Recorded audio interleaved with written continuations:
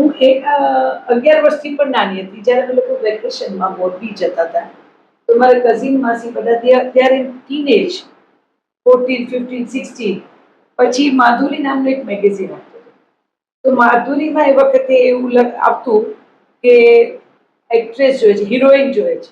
એટલે મારી એક બે માસી રૂપાળી હતી કે હું એપ્લિકેશન કરીશ, પછી હું સિલેક્ટ થઈશ, પછી હું રેશમી ગાઉન પહેરીશ, પછી હું બોયને કહીશ કે ચા લઈ આવ, અને હું નાની ને મોટી 6-8 વર્ષની વચ્ચે રમતી હું દાડિયા દઈને એટલે આ લોકોની વાત સાંભળીને કીધું હું પણ થઈશ.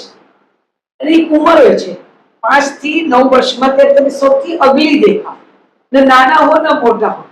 એટલે મારી માસી મજાક કરી તારું મોઢું જો તું શું થવાની હતી.